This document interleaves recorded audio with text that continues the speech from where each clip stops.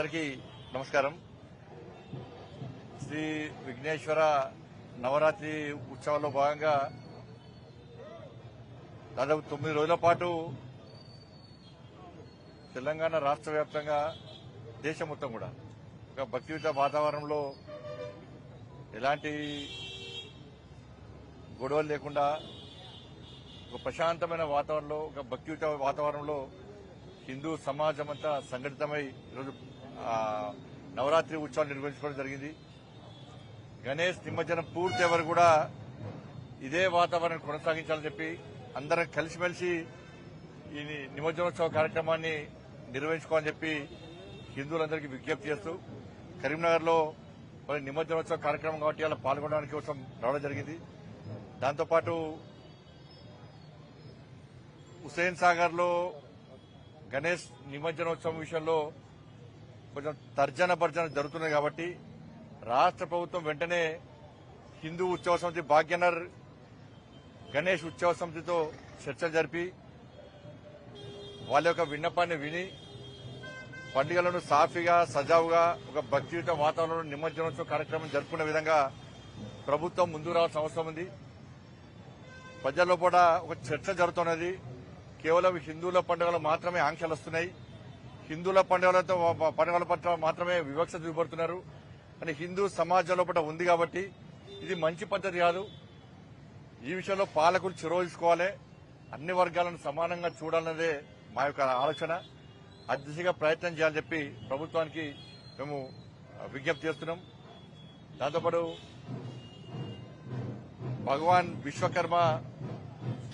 భగవాన్ యొక్క జయంతి సందర్భంగా రేపు జయంతి అందరూ కూడా విశ్వకర్మ జయంతి సందర్భంగా వారికి హృదయపూర్వక శుభాకాంక్షలు తెలియజేస్తూ దానిలో భాగంగానే ఈరోజు కరీంనగర్లోని విశ్వకర్మ వీరబ్రహ్మవారి యొక్క సన్నిధానంలో దాదాపు ప్రతి సంవత్సరం కూడా ఈ జయంతి ఉత్సవాలు 3 రోజుల పాటు నిర్వహిస్తూ ఉంటారు, 3 డేస్ పాటు నిర్వహిస్తూ ఉంటారు. దానిలో భాగంగా ఈరోజు ఆ ధార్మిక కార్యక్రమంలో పాల్గొనడానికి రావడం జరిగింది. చాలా భక్తియుత వాతావరణంలో మంచి ఆలోచనతో ఇలా పండుగ నిర్వహిస్తున్నారు. అందరూ కూడా విశ్వకర్మ జయంతి సందర్భంగా శుభాకాంక్షలు. రేపు 17 సెప్టెంబర్ మా ప్రియతమ నేత దేశ ప్రధాని నరేంద్ర మోడీ గారి యొక్క జన్మదినం సందర్భంగా దేశవ్యాప్తంగా భారతీయ జనతా పార్టీ కార్యకర్తలు ప్రజలందరూ కూడా సేవా కార్యక్రమం నిర్వహిస్తున్నారు. రక్తదాన శిబిరాలు గాని, స్వచ్ఛ భారత్ గాని, ఇక్కడ ఇతర సేవా కార్యక్రమాలు కూడా నిర్వహించడం జరుగుతున్నది. ఈరోజు రోటరీ క్లబ్ ఆధ్వర్యంలో ఈ సేవా పక్వాడ కార్యక్రమంలో భాగంగా పేద ప్రజలకు తోపుడు బండ్లను కూడా ఇవాళ వాళ్ళు ఇవ్వడం జరిగింది. కానీ కార్యకర్తలు అందరూ కూడా రేపు నరేంద్ర మోడీ గారి యొక్క జన్మదిన సందర్భంగా సేవా కార్యక్రమాలను విస్తృతంగా నిర్వహించాలని చెప్పి భారతీయ జనతా పార్టీ కార్యకర్తలందరూ కూడా అప్పీల్ చేస్తా ఉన్నాను. ముఖ్యంగా రేపు 17 సెప్టెంబర్ తెలంగాణ విమోచన దినోత్సవం, తెలంగాణ ప్రజలకు ఒక స్వాతంత్ర్య దినోత్సవ పండుగ. దేశం మొత్తము స్వాతంత్ర్యం వచ్చిన తర్వాత 1947 15 ఆగస్టు తర్వాత 399 రోజుల పాటు యుద్దం సాగించిన తర్వాత రజాకార్లు తెలంగాణ అప్పుడు ప్రజలందరూ కూడా రాచి రంపాన పెట్టి ఇలా గుండ్రాంపల్లిలో ఏ విధంగా వాళ్ళు రక్షించుకోవడానికి ఏ విధంగా వాళ్ళు బలిదానం అయిపోయారు, వీర బైరాన్పల్లిలో ఏ విధంగా జరిగిందో, దాంతోపాటు పరకాల్లో దాదాపు 1500 మంది మన వాళ్ళు జాతీయ జెండా చేతపట్టుకుని వందే మాతరం అంటూ వాళ్ళ జాతీయ జెండాతోని బయటికి వస్తే ఏ విధంగా రజాకారులు కాల్పులు జరిపి 1500 మందిని ఊచకొత్త కోసిర్రో ఈ దారుణ సంఘటనలు మనం మర్చిపోలేం. మహిళలను అర్ధనగ్నంగా బతుకమ్మ నడిచిన దారుణ సంఘటనను తెలంగాణ సమాజం మర్చిపోదు. కాబట్టి వీటన్నిటి నుంచి విముక్తి చేయడానికి దాదాపు 562 సంస్థానాలను విలీనం చేసిన ఒక మహానుభావుడు సర్దార్ పటేల్. ఒక వీరుడు, ఒక శూరుడు. కాబట్టి తెలంగాణ రాష్ట్రానికి, హైదరాబాద్ సంస్థానానికి విమోచన కల్పించింది, విముక్తి కల్పించింది వాళ్ళ సర్దార్ పటేల్. కాబట్టి వారి వల్లనే ఈరోజు 17 సెప్టెంబర్ మనం జరుపుకునే అవకాశం వచ్చింది. కాబట్టి పాలకులు ద్వంద్వ విధానాలు. బీఆర్ఎస్ పార్టీ ఉద్యమ సమయంలో తెలంగాణ విమోచన దినోత్సవం చెప్పి అధికారంలోకి వచ్చిన తర్వాత సమైక్యత దినోత్సవం అని చెప్పారు. కాంగ్రెస్ పార్టీ అధికారం రాకముందు విమోచన దినోత్సవం చెప్పించి అధికారంలోకి వచ్చిన తర్వాత ప్రజా పరిపాలన దినోత్సవం చెప్పంటున్నారు. ద్వంద్వ విధానాలు. వీళ్ళిద్దరు కూడా ఎంఐఎం పార్టీకి భయపడి తెలంగాణ విమోచన దినోత్సవాన్ని ప్రజల దృష్టి మళ్లించే ప్రయత్నం ఈ రెండు పార్టీలు చేస్తున్నాయి. ఆ పార్టీ అంటే వేసింది, ఈ పార్టీ అంటే వేసింది. ఎందుకు భయపడాలి? వాళ్ళ రజాకర్ల దళం పేరుతోని ఎంఐఎం పార్టీ ఉండేప్పుడు MIM party first MIM party కాదు, రజాకర్ల దళం వాళ్ళది. రజాకర్లకు అనుగుణంగా దళం ఏర్పాటు చేసినటువంటి వ్యక్తులు వాళ్ళు. దాని నుంచి బయటకు వచ్చిందే సృష్టింపబడ్డదే ఎంఐఎం పార్టీ. రజాకర్ల దళం నుంచి సృష్టించబడిన పార్టీ ఎంఐఎం పార్టీ. వాళ్ళు ఏ విధంగా ఇలా ఎంఐఎం పార్టీకి భయపడి ఇలా ఈ కాంగ్రెస్ బీఆర్ఎస్ పార్టీలు 17 సెప్టెంబర్ ను తెలంగాణ విమోచన దినోత్సవాన్ని ఘనంగా నిర్వహించలేకపోతున్నారు. ఎన్ని రోజులు భయపడతారు మీ వాళ్ళు? వీళ్ళు ఒక వర్గం ఓట్ల కోసం ఎన్ని రోజులు తాపత్రయపడతారు మీరు ఇవాళ? అంటే ఆడపిల్లలను నగ్నంగా బతుకమ్మను ఆడించింది మర్చిపోతారు. వీర బైరాన్పల్లిలో బలిదానాన్ని మర్చిపోతారు. గుండాపల్లిలో బలిదానం మర్చిపోతారు. పరకాలలో 1500 మంది ఊచకొత్తకు వస్తే మర్చిపోతారు. 1000 ఊడల మంది మర్చిపోతారు. చాకలి ఐలమ్మ త్యాగాన్ని మర్చిపోతారు. ఊరుకుల రామకృష్ణ త్యాగాన్ని మర్చిపోతారు. కొమరం భీం త్యాగాన్ని మర్చిపోతారు. రామ్జీ గోండ్ త్యాగాన్ని మర్చిపోతారు. కొండా లక్ష్మణ్ బాబూజీ త్యాగాన్ని మర్చిపోతారు. వీళ్ళు త్యాగాలు దేనికోసం చేశారు? ఆ రోజు రజాకారుల వ్యతిరేకంగా త్యాగం చేశారు. కానీ రజాకారుల పార్టీని సంకలేసుకొని తిరిగి వాళ్ళ భయపడి వాళ్ళ తెలంగాణ విమోచన దినోత్సవాన్ని పేరుతో కన్ఫ్యూజ్ చేసి ప్రజల దృష్టి మళ్లించే ప్రయత్నం చేస్తే ప్రజలు తిరగబడుతున్న విషయాన్ని గుర్తుంచుకోవాలి రాష్ట్ర ప్రభుత్వం. ఇయర్ రేపు 17 సెప్టెంబర్ ముఖ్యమంత్రి గారు ఓవైసీ ఊడతాడు. పేదల గొంతుగా ఏమని పేదల గొంతుగా? ఏ పేదల గొంతుగా? ఏ పేదలను సేవ చేసిండు ఓవైసీ అనే వ్యక్తి? వాళ్ళ కుటుంబం అడ్డగోలుగా దోసుకుంటుంది. అలా హైదరాబాద్ ఉన్న వాళ్ళ బిల్డింగ్ కూలడం మన చేత కాదు, మీ అంత చూస్తాడు, మీ సంగతి చూస్తాడు. అటువంటి వ్యక్తి అలా రాష్ట్ర ముఖ్యమంత్రి గారికి పేదల గొంతులకి పేదల జాగ్రత్త కబ్జా చేసిన వ్యక్తి. అటువంటి ఎంఐఎం పార్టీ వాళ్ళ పేదల గొంతుగా కాంగ్రెస్ పార్టీ ఉంటుంది. మొదటిగా కాంగ్రెస్ పార్టీ తిట్టింది ఎంఐఎం పార్టీని, మొదటిదాకా తిట్టింది.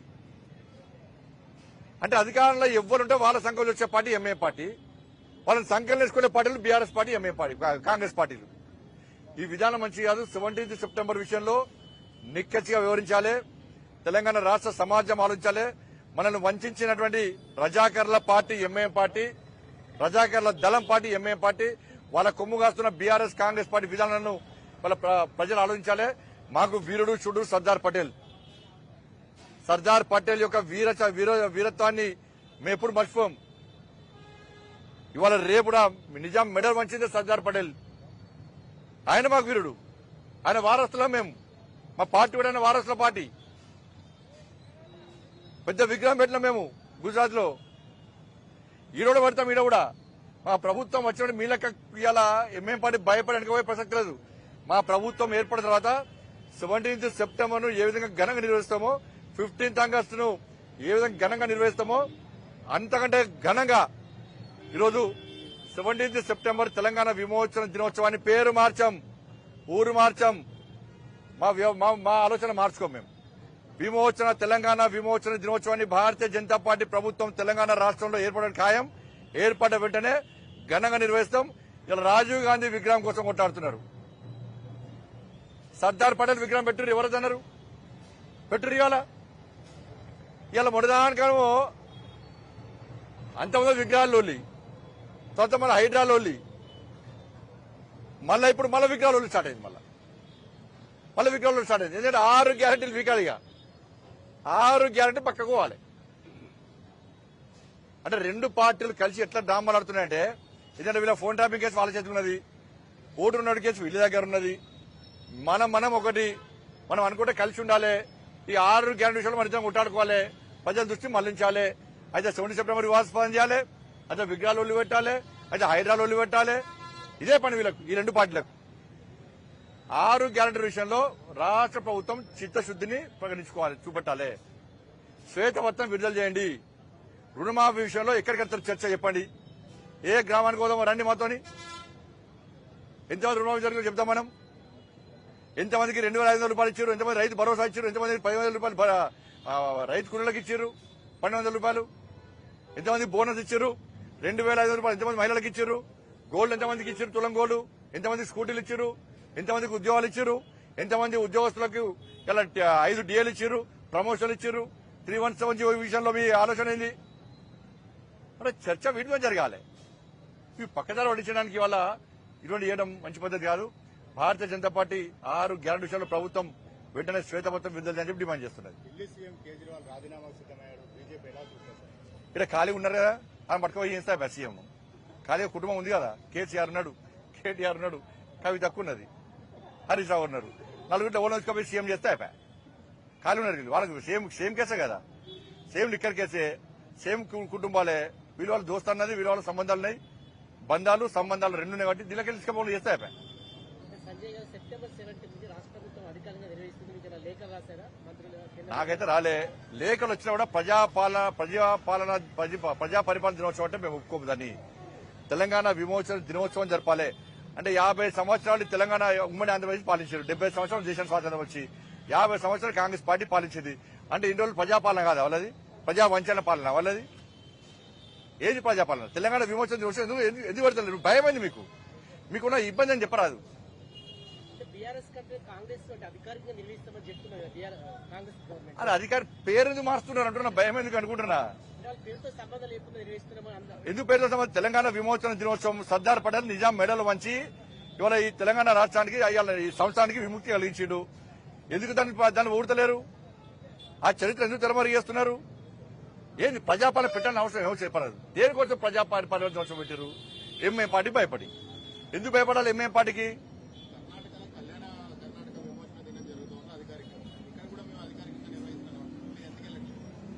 ప్రజా పరిపాలన దినోత్సవం అంటే మేము వెళ్ళము.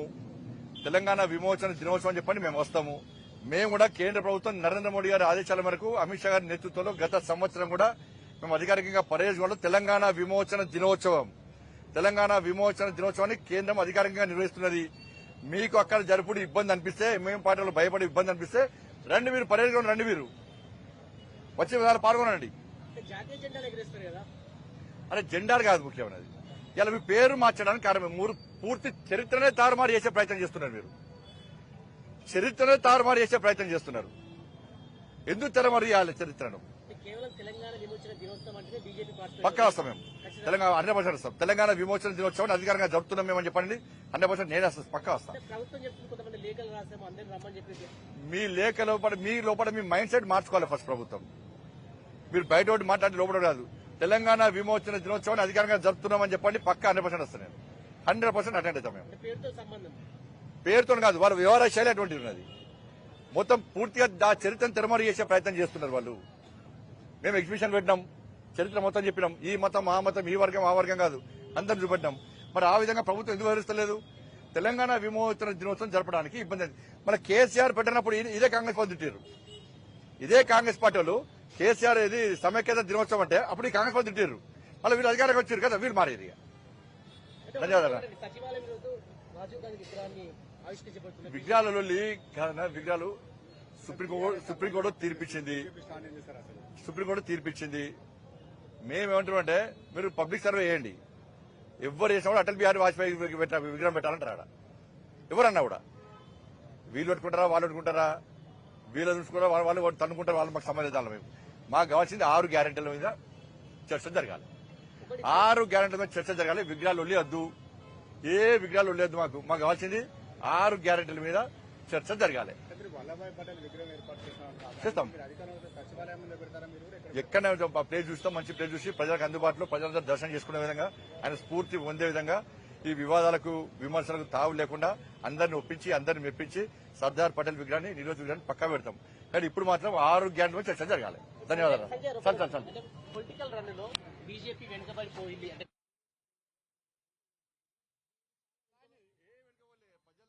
భారతీయ జనతా పార్టీ మీద విశ్వాస నమ్మకంతో ఉన్నారు వాళ్ళిద్దరూ. మేము 6 గ్యారెంటీల గురించి మాత్రమే మాట్లాడుతున్నాం. మేము వాళ్ళిద్దరూ లోపాయికార ఒప్పందం కుదుర్చుకొని బీజేపీని రాకుండా చేయాలని చెప్పి ఓల్కొని తిట్టుకుంటున్నారు, ఓల్కొని అనుకుంటున్నారు. వీళ్ళ మీద వాళ్ళ దాడి, వాళ్ళ మీద వీళ్ళ దాడి. ఎందుకంటే బ్రేకింగ్ రావాలి, టీవీలో ఫ్రంట్ హెడ్లైన్స్ రావాలని చెప్పి ఒక ప్లాన్తో చేస్తున్నారు. ప్రజల గుండె లోపల, ప్రజల మనసు లోపల, ప్రజల లోపల ఎప్పుడు నిరంతరం ఫైట్ చేసేది, కొట్లాడేది, ప్రజలకు అందుబాటులో ఉండేది, ప్రజల కోసం చేసేది, ఫైట్ చేసేది మాత్రం కేవలం భారతీయ జనతా పార్టీ ఉంటాము. రాబోయే రోజు ఇంకా ఇటువంటి ఉద్యమాలు ఇంకా చేస్తూనే ఉంటాము.